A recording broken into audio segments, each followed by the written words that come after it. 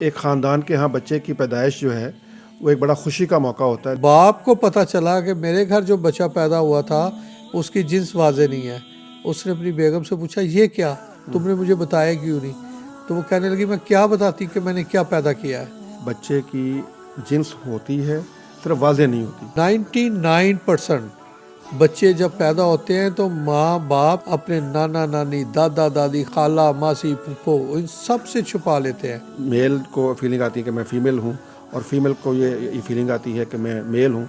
नबी सल्लल्लाहु अलैहि वसल्लम की एक हदीस है कि जो मर्द औरतों की और औरतें मर्दों की शिफात करें उस पर लानत है। सेल्फ प्रिस्क्राइब जेंडर का तस्वर ही कोई नहीं है। आप माशाल्लाह साइकोलॉजिस्ट हैं, ये वाक़तन ऐसे होता है कि अगर आप किसी को एक चीज़ बार बार कहते रहें तो उसके अंदर उसकी फीलिंग आना शुरू हो जाती हैं और वो चेंज हो जाता है। जिसको जेंडर डिस्फोरिया होता है वो बेचारा नहीं जानता कि मैं अपनी जिन्स को क्यों ट्रांस कर रहा हूँ।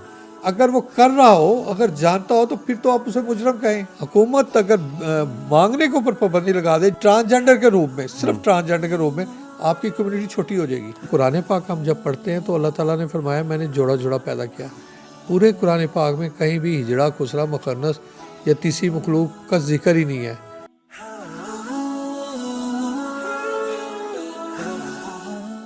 बिस्मिल्लाहिर्रहमानिर्रहीम। अस्सलाम वालेकुम नाज़रीन, पैगाम पॉडकास्ट का एक नया एपिसोड एक नए मेहमान के साथ।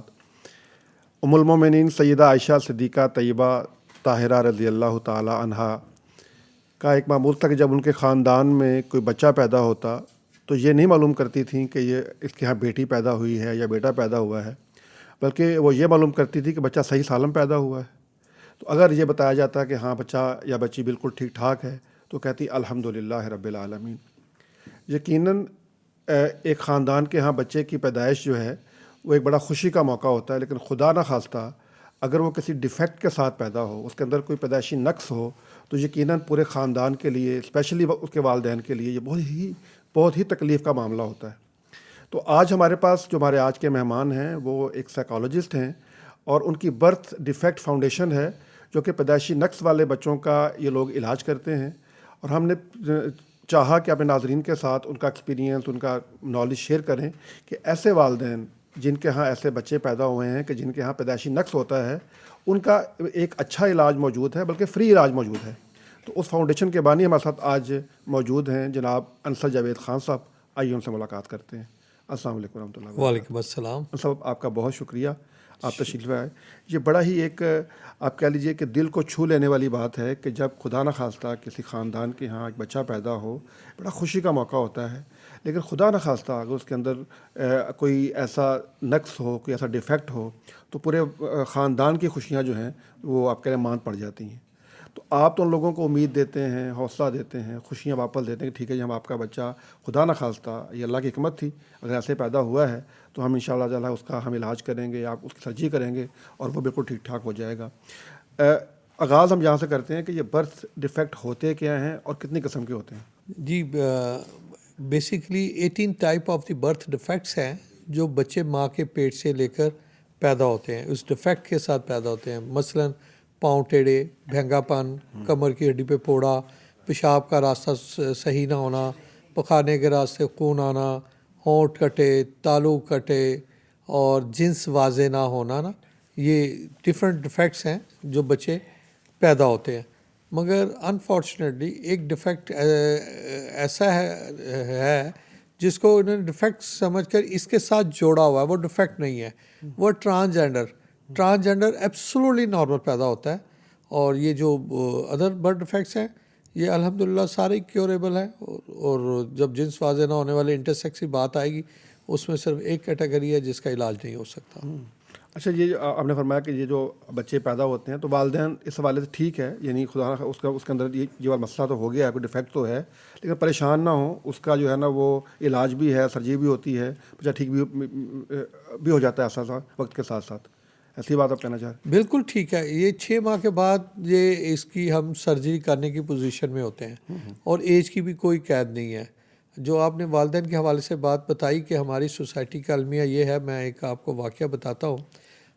एक हमारे पेशेंट हैं, उनके यहाँ एक बच्चा पैदा हुआ जिसकी जिन्स वाज़े नहीं थी। 3 माह बाद उसकी डेथ हो गई।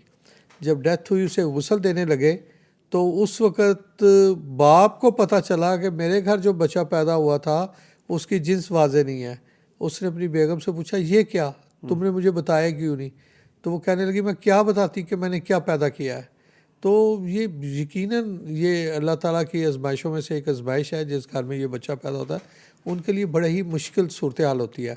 और 99% बच्चे जब पैदा होते हैं तो माँ बाप, स्पेशली माँ बाप, अपने नाना नानी, दादा दादी, खाला मासी, फूफो, इन सब से छुपा लेते हैं, क्योंकि एक्सपोज पर्सनालिटी नहीं है। वो बच्चे पैम्पर पहना दिया, कपड़े पहना दिए और उसी तरीके से चलते रहे। फिर लाइल्मी का ये आलम है कि उनको ये मालूम ही नहीं कि ये काबिल इलाज है। अगर काबिल इलाज है तो इलाज किधर होगा? इलाज का पता चल जाए, इतना महंगा इलाज है कि मल्टीपल सर्जरी, 2 से 3 सर्जरी, और एक सर्जरी 3 लाख की के बाद जाकर जेंडर उसकी क्लियर हो जाती है।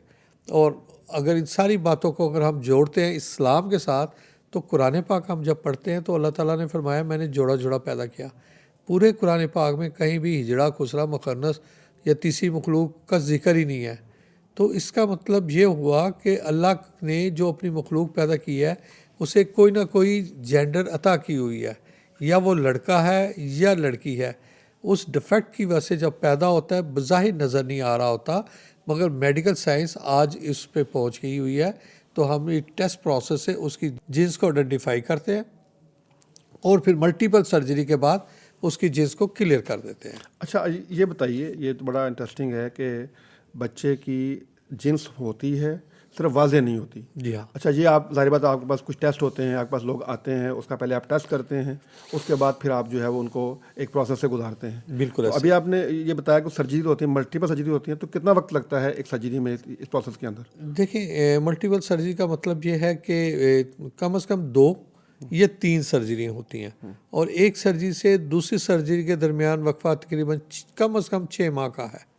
और उसके बाद वो अल्हम्दुलिल्लाह क्लैरिटी के साथ या वो लड़का या वो लड़की बन जाता है। अगर मैं और वजाहत के साथ आपके नाजरीन के लिए बताऊं कि इसकी 4 इकसाम हैं जिन्स वाज़े ना होने वालों की। नंबर 1, ऑर्गन डेवलप ना होना। ऑर्गन डेवलप ना होने का मतलब ये है कि जब वो बच्चा पैदा हुआ, चाहे वो वाज़े तौर पे या लड़का है या लड़की है, कोई तीसरी मखलूक नहीं है, हिजड़ा, खुसरा, मुखन्नस नहीं है, मगर ऑर्गन डेवलप ना होने की वजह से जो लड़का है वो फैमिली बनाने की सलाहियत नहीं होती, मगर क्लैरिटी के साथ वो लड़का है। दूसरी तरफ लड़की जो बच्ची है तो वो भी फैमिली बनाने की उसमें नहीं रहती। कुरान पाक की एक और आयत है कि मैंने भांज मर्द और भांज औरतें पैदा की। वो तो हम और आपकी तरह नॉर्मल है, मगर फैमिली बनाने गो के रिसर्च अब वहाँ तक पहुँच गई है, मगर फैमिली बनाने की सलाहियत तो उसी में भी नहीं है। हम क्यों इन लोगों को जो एक डिफेक्ट के साथ पैदा हुए उसको हिजड़ा, खुसरा, मुखन्नस का कहते हैं? हमें नहीं कहना चाहिए। एक अंधा जो पैदा हो गया उसको आप क्या कहोगे? एक गूंगा बहरा पैदा हो गया, वो भी तो डिफेक्ट के साथ पैदा हुआ ना। चलो मान लिया पाँव टेढ़े, भैंगापान, ये वो इलाज होकर ठीक हो जाएगा। जो नहीं हो सकते तो उनको आप क्या कहोगे? इसे भी एक नॉर्मल उसमें लिया जाए, इनको एहसास कमतरी में ना डाला जाए, इनको वाज़े तौर पर लड़का या लड़की ही समझ कर मुआशरे का कारा शहरी बनाया जाए। उनका सिर्फ ये मसला है कि ये अपनी फैमिली नहीं बना सकते, बस या। इसके अलावा ये बिल्कुल नॉर्मल है। नॉर्मल जो दूसरी है ड्यूअल ऑर्गन, मेन ऑर्गन भी है और फीमेल ऑर्गन भी है।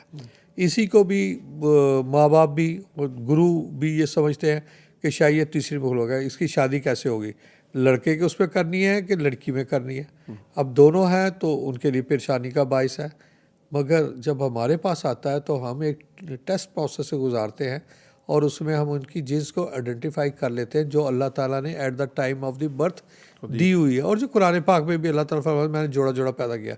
जब हम उस जीन्स को डिटरमिन करते हैं तो उसके बाद मल्टीपल सर्जरी के बाद उनकी जीन्स को क्लियर कर देते हैं। जब वो क्लियर हो जाती है तो वो लड़का या लड़की बनकर मुआशरे का हिस्सा बन जाता है। तीसरी किस्म ये है, ये 97% लड़कियां होती हैं। ये जब पैदा होती हैं तो वो जैसे आम बच्चियां पैदा होती हैं, इनकी एक्सटर्नल स्ट्रक्चर की शेप वैसा नहीं होती। माँ को पहले दिन नजर कि मैं कैसे शादी करूँगी, ये तो मुझे नॉर्मल ही नहीं है जैसे ये, तो उसको भी तीसरी मखलूक या इस तरह के करते हैं। और गुरु वगैरह भी कम्युनिटी एक्टिव हो जाती है, ये तो हमारी कम्युनिटी का, ये हमें दे दो, ये बददुआ लग जाएगी इसकी, तो ये है।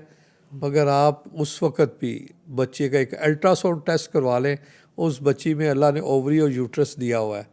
क्योंकि हम उस तरफ जाते नहीं तहकीक की तरफ, हम ज़ाहरी चीज़ को देखकर उसके मतलब फैसला उसकी ज़िंदगी का फ़ैसला ऐसा कर लेते हैं कि शायद सारी ज़िंदगी इसने गुजरनी है।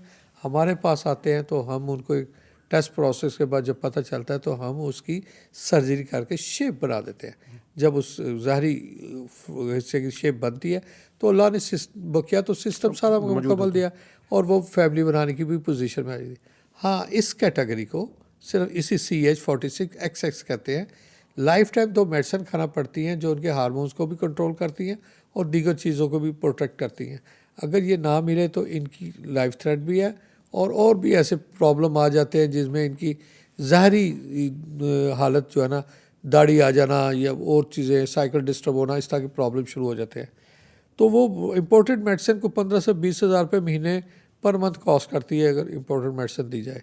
तो आज के दिन तक हम कोई 250 के करीब ऐसे बच्चों को जो जिनकी सर्जरी हमने की है या कहीं से भी करवाई है, और आपके चैनल के थ्रू हम ये मैसेज भी दे रहे हैं कि अगर और किसी घर में भी ऐसा बच्चा है वो हमारे पास आए और हम 100% फ्री, अमीर है या गरीब है, सभी को देते हैं।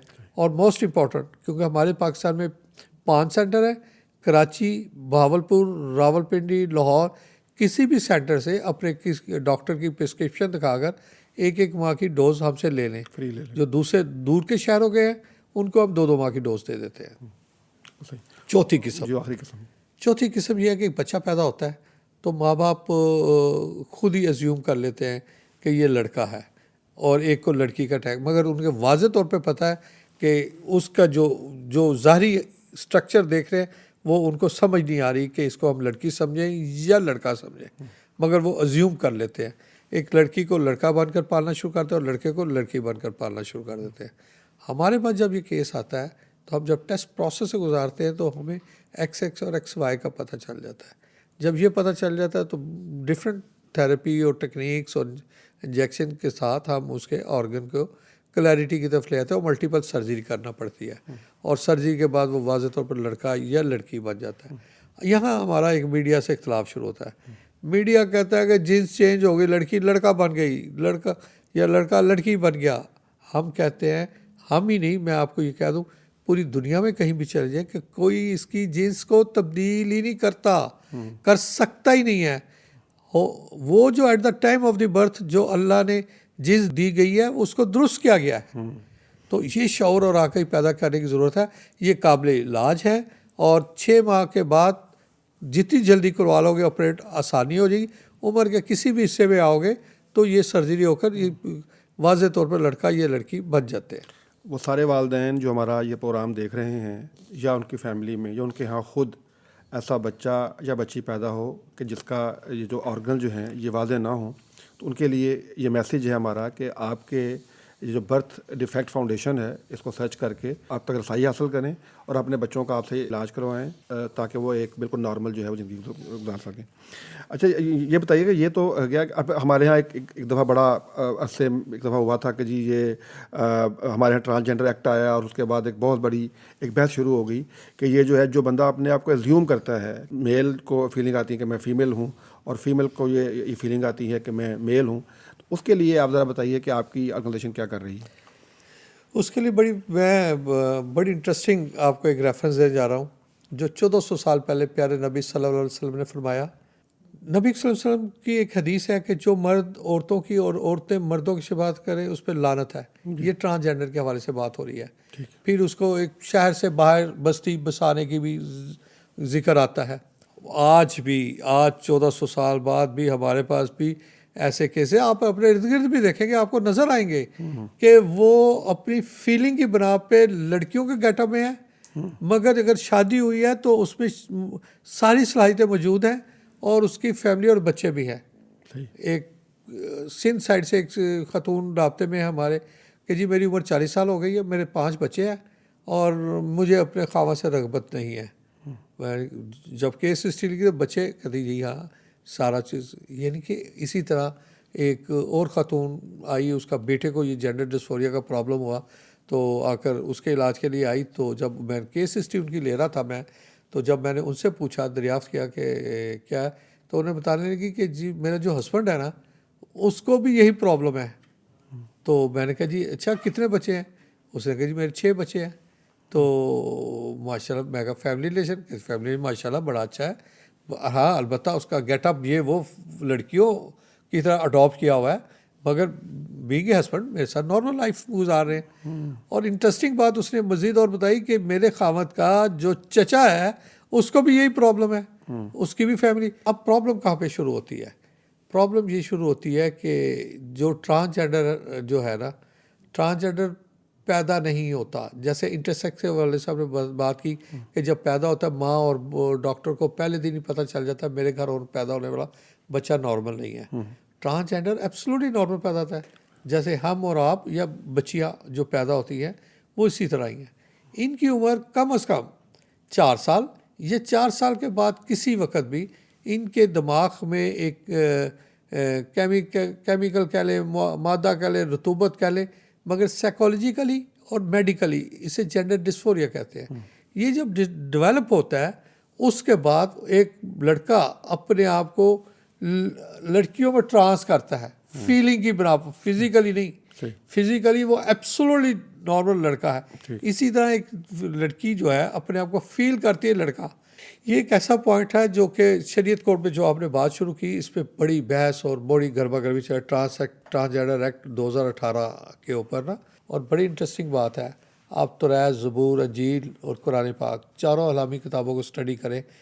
किसी भी इस्लामी किताब में सिवाय इसके कि मैंने जोड़ा जोड़ा पैदा किया, ट्रांसजेंडर, हिजरा, खुसरा, मुखन्नस का जिक्र ही नहीं है।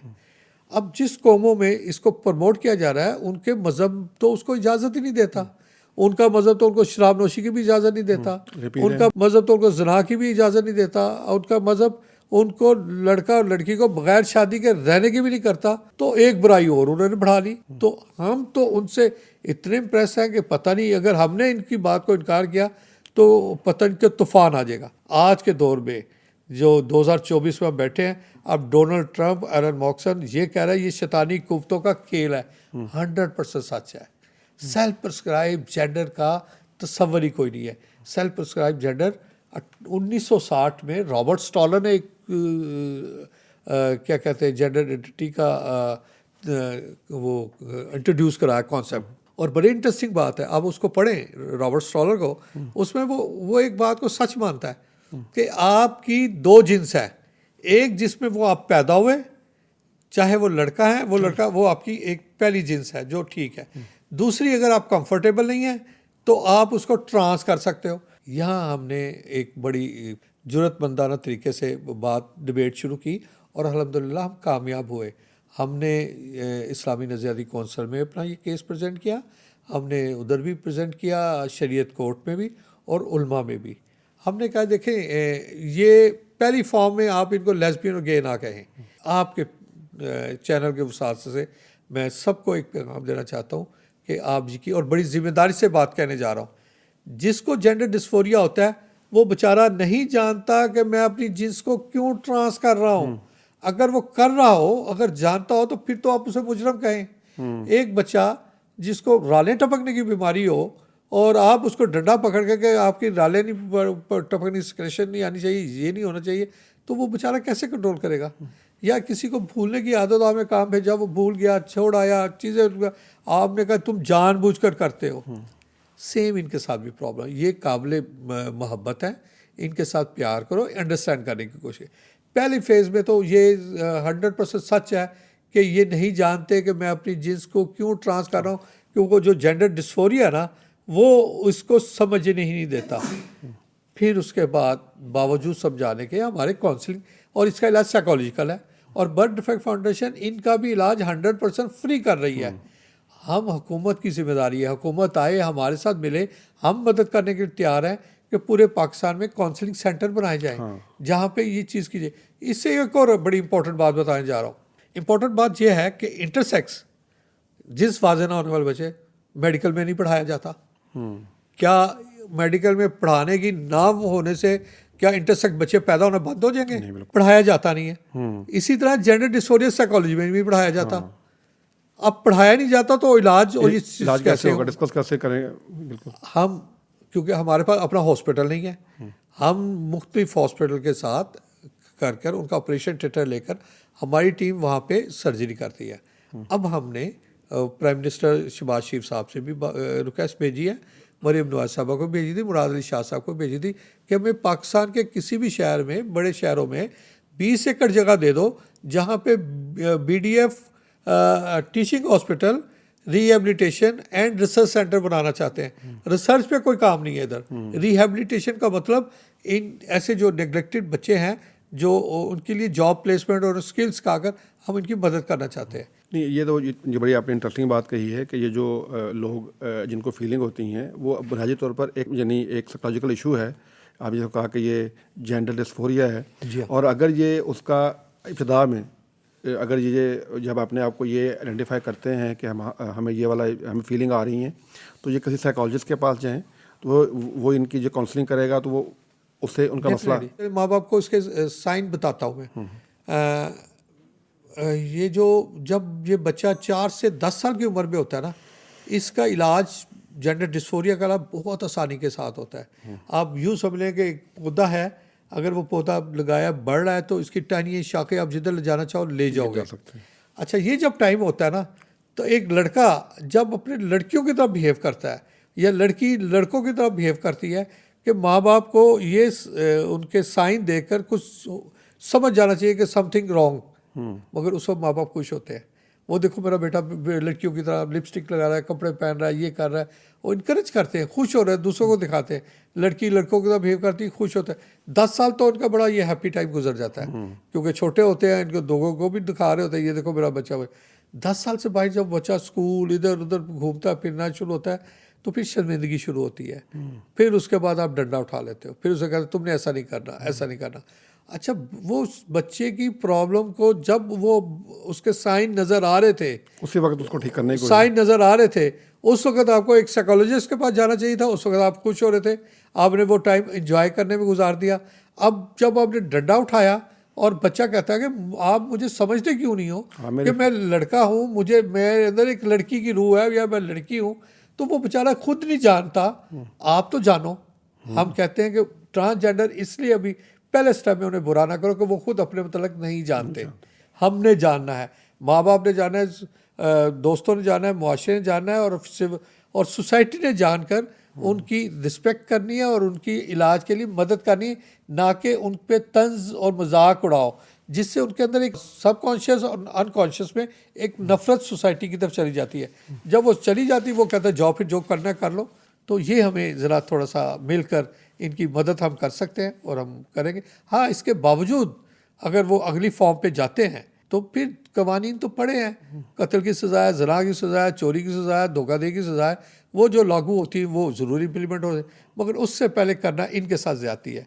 इनके लिए जॉब प्लेसमेंट, इनके लिए रिहेबिलिटेशन, बहुत सारे ऐसे काम होने की ज़रूरत है जो पूरे पाकिस्तान में सेंटर अगर खुले हो तो अल्लाह ने चाहा ये ठीक हो सकते हैं। फिर दूसरा जो इनकी 5 इकसाम है, दूसरी किस्म इसमें तो पहली किस्म तो होगी ना जो जेंडर डिस्फोरिया वाले, ये बिल्कुल है। दूसरी वो है जो कि इंटरसेक्स पेशेंट है, जैसे बताया जब पैदा हुए, मगर गुरु कम्युनिटी और माँ बाप भी लाजमी की वजह से लेके शादी कैसे ये इन्हीं का हिस्सा है। उनको भी जब भी हम हमारे पास आएगा वो लड़का या लड़की बन जाएगा। 30% बच्चे ज़रूर निकल आएंगे ट्रांसजेंडर में से जो इंटरसेक्स है, जो लाजमी की वजह से है। तीसरी किस्म भिखारी, 80% भिखारी एब्सोल्युटली नॉर्मल है, ना इन्हें जेंडर डिस्फोरिया है ना कुछ है। बड़ी इंडस्ट्री, मेकअप किया, कपड़े पहने, आगे। शाम को जब जाते हैं अपने मुँह हाथ धोकर फैमिली में जाते हैं, बच्चे हैं, फैमिली है, बीवी है, वो उनका इस्तकबाल करती है और अच्छी खासी अमाउंट लेकर जाते हैं। हुकूमत अगर मांगने के ऊपर पाबंदी लगा दे ट्रांसजेंडर के रूप में, सिर्फ ट्रांसजेंडर के रूप में, आपकी कम्युनिटी छोटी हो जाएगी। ये आप जैसा हमारे 70% लोग जो है ना वो ये वापस आ जाएंगे, 70% आप बिल्कुल आ जाएंगे, बिल्कुल है। चौथी किस्म कौन सी है? चौथी किस्म जो अभी जैसे मैं जिक्र कर रहा था कि माँ बाप खुद बना देते हैं। ज़्यादा बच्चियाँ, लेट बेटियाँ, बेटा नहीं हुआ, एक को हमने कहा कि जाओ बाहर से काम कर रहा हो, ये सौदा लाओ। शुरू में जो उस बेटी ओबीडेंट हुई, भाग कर गया, फिर उसके बाद हैमरिंग शुरू हो गई, जाओ लाओ। फिर ये बेटी नहीं है, बेटा है, बाहर के सारे काम संभाले हुए हैं, ये लाती है वो लाती है, इतनी हैमरिंग। एक नॉर्मल बच्ची अपने आप को जिसको ट्रांस कर फिर आप कहते हैं ये टॉम बॉय है। टॉम बॉय बनाने में किसका हाथ है? आपका। फिर एक लड़का, ज़्यादा बेटे हैं, बेटी नहीं है, एक के ज़िम्मे मारने लगा, चाय बनाओ, ये करो, बर्तन उठा लो। जिसने ये एक्सेप्ट कर लिया या ओबीडेंट होकर उसने काम किया, तो फिर जिम्मेदारी बढ़ानी शुरू कर दी, या मैं जा रही हूँ कपड़े धोकर रखना, ये करके रखना। फिर फैमिली में इंट्रोड्यूस करा, ये मेरा बेटा नहीं, ये बेटी है, मेरा घर संभाला हुआ है, खाना पका लेता है, बर्तन धोता है, चाय सर्व करता है, मेहमानों को डील कर। मुझे उस बेटी की कमी महसूस नहीं होनी थी। कमी ना महसूस करते करते एक नॉर्मल लड़के को आपने लड़की बना दिया, फीलिंग ट्रांसजेंडर पैदा कर दिया। आप माशाल्लाह साइकोलॉजिस्ट हैं, ये वाक़तन ऐसे होता है कि अगर आप किसी को एक चीज़ बार बार कहते रहें तो उसके अंदर उसकी फीलिंग आना शुरू हो जाती हैं और वो चेंज हो जाता है? अच्छा, ये आप अपने घर में भी देख लें, घर में भी बच्चों में मैं मुख्तलिफ एग्जाम्पल मैं देता हूँ। आप किसी बच्चे को ज़्यादा डांटते हैं, तुम नकम्मा हो, तुम नहीं हो, ब्रिलियंट बच्चा होगा, कुछ टाइम गुजरेगा तो आप देखेंगे कि उसका वो जो टैलेंट है ना वो कम होना शुरू हो जाएगा। और एक एवरेज बच्चा होगा, उसको बकअप को तुम ये काम कर सकते हो, वेल डन, तुमने ये किया, उसकी परफॉर्मेंस उसके मुकाबले में क्या है? साइकोलॉजी में इसको कहते हैं हैमरिंग करना। आप किसी भी चीज़ की हैमरिंग करो, अच्छाई या बुराई की, वो चीज़ें अडॉप्ट हो जाती हैं, चीज़ें चली जाती हैं। अच्छा, ये फरमाइए कि ये जो आपने भी बात की इंटरसेक्स की और ये जो ट्रांसजेंडर की, अगर एक बच्चे को वालिदैन को ये आइडेंटिफाई हो गया है कि हमारा बच्चा जो है इसके अंदर डुअल ऑर्गन है या उसका कोई और ऐसा कोई जिनसी मसला है, इसके उस बच्चे के ऊपर जो है वो क्या साइकोलॉजिकल, एक होता है कि वालिदैन लेके आ गए, उस बच्चे के अंदर जो है वो क्या इश्यूज होते हैं साइकोलॉजिकल? देखें, ये बड़ा अच्छा आपका क्वेश्चन है। एक बात तो ये है कि माँ को तो पहले दिन ही पता चल गया, जब बच्चा पैदा हुआ तो माँ की गोद में आया, माँ को पहले दिन ही पता चल गया मेरे घर पैदा होने वाला बच्चा नॉर्मल नहीं है। अब रह जाता है अवेयरनेस, जैसे आप ये अवेयरनेस हम के लिए प्रोग्राम दे रहे हैं लोगों को। जब जितनी जल्दी पता चलेगा, जितनी जल्दी इलाज के लिए आएंगे, बच्चे का जो ब्रेन अभी अपने मतलब अपने आप को आइडेंटिफाई नहीं कर रहा होगा, समझ नहीं रहा होगा, तो आसानी से जब आपकी सर्जरी हो जाएगी तो उसे महसूस ही नहीं होगा। और उसके बाद जितना बड़ा होता जाएगा उसके साथ प्रॉब्लम आते चले जाएंगे। फॉर एग्ज़ाम्पल मैं एक बताता हूँ, वाक़या बताता हूँ कि सोसाइटी भी किसके साथ तकलीफ़ देती है। एक बच्चा एक टॉप यूनिवर्सिटी, एशिया की बड़ी यूनिवर्सिटी जो लाहौर में है, उसमें पढ़ता है और एमफिल वगैरह के भी 10 टॉपर में से उसका था। उसने जब अपनी एफएससी की, नाम ये चीज़ें मैं नहीं बता, ये उनकी प्राइवेसी है, जस्ट पब्लिक के इंटरेस्ट के लिए रेफरेंस के तौर पे बता दें, उसका शकीला के नाम से उसने एफएससी की, ठीक है। एफएससी की क्योंकि उसे ड्यूल ऑर्गन थे, मेल ऑर्गन भी था, फीमेल ऑर्गन भी था। अब वो जब प्राइवेटली, हम तो चैरिटी में कर रहे हैं ना, प्राइवेटली भी बैठे हैं डॉक्टर, किसी के पास गया तो उन्होंने कहा कि ये मसला ही कोई नहीं, तुम्हें लड़का बना देंगे तुम्हारा, क्योंकि मेल ऑर्गन भी है ये। हालांकि उसका तरीका हम जो अडॉप्ट करते हैं, हम एक टेस्ट प्रोसेस से गुजारते हैं जिसमें एक्स क्यूरोटाइपिंग टेस्ट है। आप सिंपली वो जब कराओ तो एक्स और एक्स वाई पता चल जाता है। अब जब सर्जन को ये पता चल जाए कि ये एक्स है ये एक्स वाई, तो उसके लिए सर्जरी में डायरेक्शन क्लियर हो जाती है। अच्छा, अगर ना करवाओ तो फिर पैसा भी मिलता है, ये इसमें कोई शक नहीं। तो उन्होंने लड़का बना देंगे। लड़का साउंड ऐसा है हर एक के लिए अच्छा है। गरीब आदमी थे, दूर शहर के थे, पसमानदा शहर के थे, घर घुर बेचा, ये बेच कर उन्होंने पैसे देकर उनकी सर्जरी कर। जब सर्जरी हुई तो वो उन्होंने उसका फीमेल ऑर्गन रिमूव कर दिया, फीमेल मेल। अब मेल ऑर्गन के लिए भी ट्रीटमेंट है, यस, अगर हो, अगर उसमें प्रोडक्टिव हो तो वो ट्रीटमेंट उसके ऑर्गन को डेवलप कर देता है। वो नहीं हुआ। अब वो बेचारा ना ही रहा ना शी रहा, अब वो पढ़ रहा है। अब जब एफएससी से उसने जब लड़के के उसमें आ गया तो अपने डॉक्यूमेंट्स के ऊपर चेंज करने लगा नाम वगैरह, तो बोर्ड ऑफिस में गया तो उन्हें कहता जी, कह हम कैसे माने। अच्छा, हमारी सिस्टम भी कोई नहीं है कि जिन्स की तयन के बाद इससे कि कोई नादरा वगैरह उसको कर सके ना। तो वो उसको क्लैरिकल स्टाफ होगा, वट एवर जो भी होगा, जो उसका राइट नहीं बनता, वो उनको कहता है हमें एक्सपोज करके दिखाओ कि तुम वाकई वो हो कि नहीं हो, तो उस बेचारे ने अपने डॉक्यूमेंट से, वो आज तक इस ट्रॉमे से नहीं गुजर पा। वैसे अगर उसे कोई ना देखे, मुझे पता नहीं चलता कि वो लड़का है या लड़की था कि नहीं था। अब तो लड़कों के गेटअप में है ना, क्योंकि कपड़े पहन लिए फिर रहे हैं आप हमारा सोसाइटी के। मगर जब कोई इस तरह की करता है तो ये साइकोलॉजिकली बड़ा असर होता है। और जब बच्चा जैसे जैसे बड़ा होता है, बड़े होकर उसको करता है, तो वो उसकी ज़िंदगी से निकल नहीं पड़ता। ये अब ना वो फैमिली बना सकता है और ना ना ही फैमिली जो है ना बना वो सकता है, अपने शादी के ना कुछ कर सकता अपने आप को शो कर सकता है। शो कर सकता है। बिल्कुल सही कह रहे हैं। ये बहुत अच्छा मुझे ये बताइए कि अब ये जो आपने कहा कि ये कुछ होते हैं पैदाइशी हार्मोन के मसाइल होते हैं, कॉन्जेनिटल हार्मोनल डिसऑर्डर जो है, ये क्या चीज़ होती है? देखिए जैसे CH पेशेंट भी है, ठीक है ना। CH पेशेंट को जो लाइफ टाइम जो 2 मेडिसिन देते हैं, अगर मैं आसान से आसान ज़बान में बात करूं, कि जब ये पैदा होते हैं पहले 6 माह इनके लिए बड़े नाजुक होते हैं, क्योंकि जिस्म में नमकियात की कमी हो जाती है।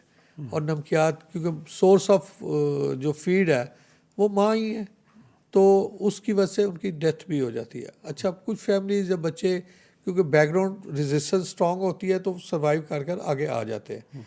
बेसिकली ये जो मेडिसिन जो हार्डिकोर्टिसोन और फ्लोरिफ देते हैं, एक तो उसके नमकियात भी 6 माह के बाद, क्योंकि फीड और जगह से भी ले रहा होता है, तो वो नमकियात पूरी होनी शुरू हो जाती है। उसके साथ साथ उसके चेहरे पे बाल आना, उनका साइकिल डिस्टर्ब होना, ये सारी चीज़ें उसको कंट्रोल करती है। अगर ये मेडिसिन नहीं मिलती तो वीक होना शुरू हो जाता है, रंग काला होना शुरू हो जाता है, मतली आना शुरू हो जाती है, और डेथ भी हो जाती है इन बच्चों की ना, अगर उनको मुसलसल ये चीज़ें ना दी जाए। तो ये हार्मोन्स के इसी तरह ट्रांसजेंडर है, इनमें भी ये क्या करते हैं, कोई इंजेक्शन ले लेते हैं अपने ऊपर। फॉर एग्जाम्पल लड़की है तो इंजेक्शन लगवा लिए, दाढ़ी आ गई। तो इसका इलाज तो फिर जाहिर बात है कि आपके काउंसलिंग ही है, अनटिल अनलेस के अगर आप इस ऐसे किस्म के लोग जो अब जैसे आप ये बता रहे हैं कि उनकी जो अपनी चूँकि सेक्स वाज़ेह नहीं होता, और वो या ये जो अभी आपने बताया कि ये जो हार्मोनल डिसऑर्डर होता है, अगर वो यानी फीमेल, आपने आप जैसे अक्सर तो वो मतलब फीमेल होती हैं, 90% फीमेल होती हैं, 97%। लेकिन अगर वो अपने आप को मेल के रूप में लाएंगे तो ऑफ कोर्स जो है वो ज़ाहिर डिस्टर्ब रहेंगे। अच्छा, नहीं, इंटरसेक्स वाले जो पेशेंट है ना, वो कभी भी नहीं लाते। वो जिस जेंडर में पैदा हुए ना, उनकी बॉडी वैसे ही रिस्पॉन्स करती है। अच्छा। हाँ, वो कभी भी नहीं, ये कि लड़की अपने आप को लड़का बनकर प्रेजेंट नहीं करेगी, और लड़का अपने आप को कभी लड़की बनकर प्रेजेंट नहीं करेगा। सही सही। वो अपने आप को उसी जेंडर में रहेंगे जो at the time of the birth दी हुई है। और एक और मैं आज बल्कि लाना भी था, हमारा एक ब्रांड एम्बेसडर भी है जिसे हमने उसे जॉब भी दे दी हुई। चलास में एक बच्चा पैदा हुआ, अच्छा। ड्यूल आर्गन थे। आज हमने उसको अपना एम्प्लाई भी रख लिया हुआ ना। आज मेरे साथ आना था तो अनफॉर्चुनेटली मैं नहीं ला सका। तो पैदा हुआ तो उसके ड्यूल आर्गन थे, मेल भी था फीमेल भी था। माँ बाप ने फीमेल समझा, उनको लड़कियों की तरह लंबे लंबे बाल, कपड़े, ये वो। उसकी जैसे थोड़ा सा बड़ा हुआ, उसकी बॉडी मेल का रिस्पॉन्स करे। माँ बाप ने उसको फैमिली में जाना बंद कर दिया, लॉक कर देते थे, कमरे में बंद करते थे, हम नहीं लेकर जाएंगे अगर तुमने लड़कों वाले कपड़े पहने, अगर तुमने लड़कों वाला बिहेव किया। और इतनी इंटेलिजेंट फैमिली है, उसके 3 भाई हैं, एक गवर्नमेंट कॉलेज में पढ़ रहा है, एक फ़ज़ाइया में पढ़ रहा है, एक इस्लामाबाद यूनिवर्सिटी पढ़ रहा है, CSS का एग्ज़ाम दे रहा है, सारे पढ़े लिखे। मगर उस बच्चे के साथ ज़्यादती ये हुई, वो भी हालांकि इंटेलिजेंट, अगर वो भी पढ़ता वो अपने भाइयों से भी आगे निकलता। ताले लगा कर रखना, बंद रखना, फैमिलियों में नहीं लेके जाना कि तुम हमारी लिए शर्मिंदगी का बायस हो, तुम लड़कों वाले पहनते हो, लड़कियों वाले बनोगे, वो नहीं मानता था। चलती रही ज़िंदगी उसकी, इसी तरह गुजरती रही। जब वो मस्जिद में जब और बड़ा हुआ, मस्जिद में मौलवी साहब पीछे निकाल देते थे, तुम ये क्या हो। तो इस तरह 18 साल की उम्र में, अब आप तसव्वुर करें जनवरी का महीना हो और रात 9 बजे हो, कोई भी इशू हुआ, माँ बाप ने उसको घर से निकाल दिया। एक जैकेट, एक टेलीफोन, उसका घर से मेन सड़क 7 किलोमीटर। ये बड़े दर्दनाक किस्से हैं हमारे पास, अगर हम बताने आए तो आप हैरान हो जाए। रास्ते में आया, जंगली कुत्तों ने घेर लिया। जंगली कुत्तों ने जब घेरा तो कहता है कि बकौल उसके कि मैं पत्थर मारा, टहनियाँ तोड़कर मार रहा हूँ, मैं थक गया, इतना थक गया कि मुझे लग रहा था कि अब जैसे ही मैंने गिरूंगा तो ये इसे में चीर फाड़ कर लगे। अल्लाह हक है, अल्लाह ने इसकी ज़िंदगी दी थी। आइडिया आया, उसे अपनी जैकेट उतारी, करीबी कुत्ते के ऊपर डाली, गर्दन पकड़ी, ज़ोर से जब उसे गर्दन दबाई, चीखा, उसकी चीखों से बाकी कुत्ते भाग गए। फिर उसके बाद उसने उसको छोड़ा, वो भी भाग गया। जनवरी में रात 9:30 पौने 10 बजे दरख्त पे चढ़ गया, सारी रात उसने दरख्त पे गुजारी एक जैकेट में, बर्फबारी हो रही है सारा कुछ। सुबह उतरा, सड़क पे आया, मोबाइल एक था, बेचा, पिंडी आ गया। 2 साल कहीं मजदूरी कर, कहीं होटल पे काम कर, किसी के घरों में काम करता साथ, क्योंकि उसको था कि मैं लड़का हूँ, ब्राउजिंग करता था, ढूंढता था। बकौल उसके कि 2:30-3 बजे के करीब वो ब्राउजिंग कर रहा था, बर्ड फैक्ट का वो वीडियो मेरा कोई एक टीवी चैनल का प्रोग्राम सामने आ गया, जैसे आपका प्रोग्राम आएगा कोई इस तरह देख लेगा, इसी तरह उस चैनल का प्रोग्राम उसके सामने जब आया तो उससे रब्ता किया, हमारे पास आया। आज उसकी मल्टीपल सर्जरी हुई, 3 सर्जरी का 100% नॉर्मल लड़का है। जब माँ बाप को इतला मिली कि ये अब लड़का हो गया, तो उन्होंने 300 सूट अपने गांव में लोगों में तकसीम किए और एक भैंस को ज़िबा किया उसके लिए। अब वो माँ बाप की आंखों का तारा है। तो कहने अच्छा, फिर हाँ, एक बड़ी इंटरेस्टिंग हुई कि हम कराची में गए उलमा के साथ, जब हम ये एक इसी transgender, difference between transgender intersex, क्योंकि हम अब इजीली डायलॉग कर लेते हैं, उनसे भी अंडरस्टैंडिंग डेवलप होगी, वो भी लॉजिकली इन बातों को समझ रहे हैं कि हमें पहले फेज़ में इनको लेस्बियन गे नहीं कहना चाहिए, हमें गुंजाइश देनी चाहिए। तो उलमा से सेशन हो रहा था मेरा, तो उसने हाथ खड़ा किया, जी मैंने सवाल करना। मैं सोचा मुझसे ही करेगा, कहता नहीं उलमा से। उसने सवाल किया तो मेरे भी तसव्वुर में नहीं आई बात। उसने कहा जी मुझे एक सवाल का जवाब है। चलो, मेरा तो अल्लाह का शुक्र है, अल्लाह ने मुझे ठीक कर दिया। अब ये एक बड़ी इंपॉर्टेंट इन्फॉर्मेशन देने जा रहा हूँ। उसने कहा मेरे जैसे कई लोग होंगे जिसके दोनों आर्गन होंगे, अगर वो बीमार हो जाए और बीमारी की इस हालत में हो कि उसको किसी की मदद की ज़रूरत हो लोअर पोर्शन पे, तो उसकी टेक केयर कौन करेगा, मर्द के औरत? किसी ने फरमाया कि जी मर्द। उसने कहा मैं औरत भी तो हूँ। उसने कहा जी औरत। उसने कहा मैं मर्द भी तो हूँ, तो बताए ना। फिर उसके बाद एक और उसने कहा जी फौत हो गए तो मर गया, मेरा जनाजा पड़ा, ये इसी का मेरी नियत क्या की जाएगी, मर्द की औरत की? मर्द की या औरत की? खैर वो इतना ज़बरदस्त उसका वो क्वेश्चन था कि वो फिल वक्त उस वक्त उल्मा ना जवाब दे सके। तो फिर मैंने कहा कि जी अगर माँ बाप और बहन भाइयों को पता हो कि ये किस उससे कर रहा था अगर इस लालमी में, तो उसकी नीयत भी वही हो सकती है। ये वैसे ये बड़ा माशाल्लाह अच्छा है कि अगर लोगों के पास अवेयरनेस हो, लोगों के पास मालूमात हों, जी हाँ, तो इस तरह के जितने ट्रॉमाज हैं और जितनी आप अभी से कह रहे हैं कि सैड स्टोरीज़ हैं, यकीनन इसमें से बहुत सारी सैड स्टोरीज हैं कि उसमें कम हो जाएंगी कि लोगों को इस बात का अंदाज़ा होगा कि हमने अपने बच्चों को जो किस तरह से ट्रीट करना है। अच्छा, आप हमारे प्रोग्राम को ख़त्म हो रहा है कि आप अपनी इस ऑर्गेनाइजेशन के हवाले से जो आपके फ्यूचर प्लान्स हैं उसके हवाले से बताइएगा कि आप क्या करना चाह रहे हैं। जी हम असल में बड़ी ईमानदारी के साथ, हमारे पास अपना हॉस्पिटल नहीं है। हमारे पाकिस्तान में 5 सेंटर हैं, वो फ़िल्टर क्लिनिक के तौर पे हमने 20 सेंटरों का प्लान किया हुआ है, क्योंकि दूर दराज से जब आते हैं, क्योंकि ट्रीटमेंट लंबा चलता है, थोड़ा सा टाइम लगता है, तो बार बार आने पे इन पे अखराजात बहुत आ जाते हैं उनकी फैमिली के ऊपर। इसलिए हमने कोई 20 शहरों में ना सेंटर बनाने का प्लान किया हुआ है। इसमें से अभी हम 5 बना सके हैं। मकसद ये है कि वो करीबी शहर में जो हो तो वो वहाँ पे आएँ और आकर फ़िल्टर के तौर पर आएँ, और जब सर्जरी के वक्त लाहौर आएँ। वो सारे सेंटर कोई ना कोई डोनर ने स्पॉन्सर किए हुए हैं। हमने कहा हुआ, हम आपको भी कहते हैं, कोई भी अगर आना चाहे तो 1 टाइम कॉस्ट है 1.5 मिलियन, और एक रनिंग कॉस्ट है 3 लाख रुपये पर मंथ, जहाँ पे जनरल ओपीडी वहाँ की जिस शहर में खोलेंगे वहाँ की आवाम को जनरल ओपीडी फ्री हो जाएगी, खांसी नज़ला बुखार ये वो, ultrasound free, plus intersex, transgender और क्लेफ्ट एंड पैलेट जो पेशेंट वहाँ आएगा उसे पहले लाहौर नहीं आना पड़ेगा, वो अर्ली एग्जामिनेशन वहीं पे होगा। उस पे आने वाले अखराजात बर्ड फैट फाउंडेशन करेगी, डोनर नहीं करेगा। तो और लाइफ टाइम मेडिसन वो भी बर्ड फैट फाउंडेशन देगी, डोनर नहीं देगा। वो अपने नज़दीकी शहर से जब फ़िल्टर होगा, लाहौर में हम उस वक्त बुलाएंगे जब सर्जरी का टाइम होगा। इस तरह दूर दराज आने वालों को वो आसानी हो जाएगी।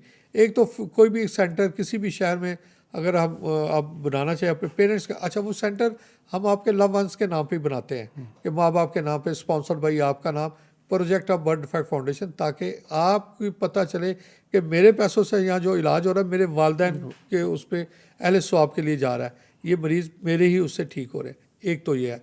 दूसरा, हम अपना हॉस्पिटल नहीं है।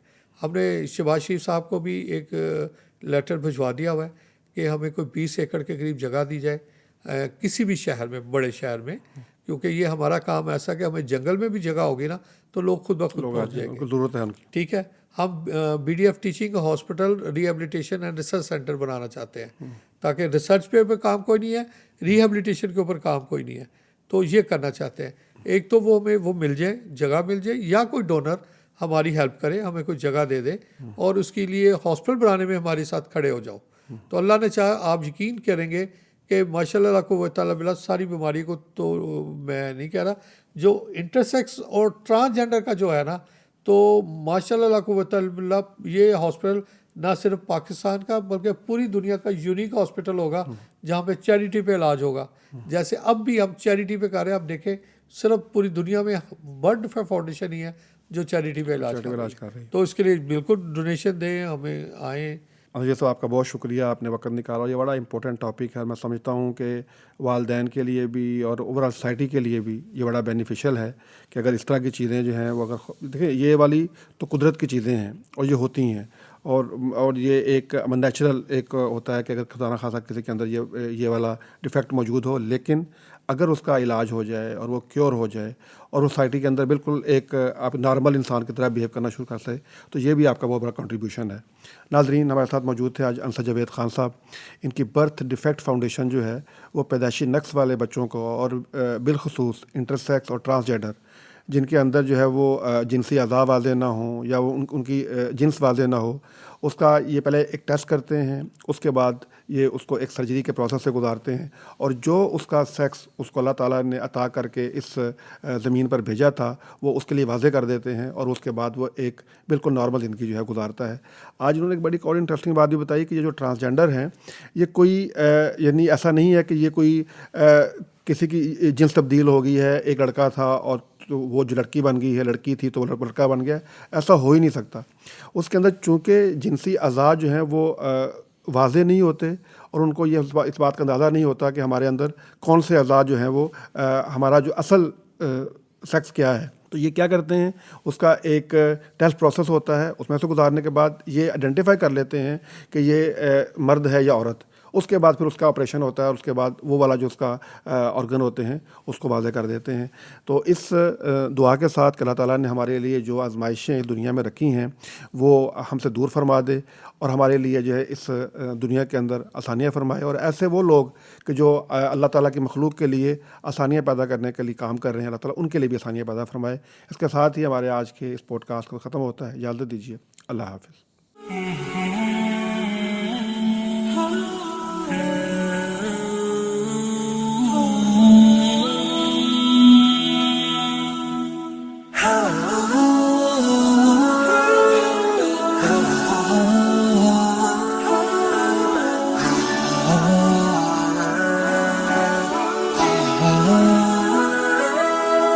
يا ظلام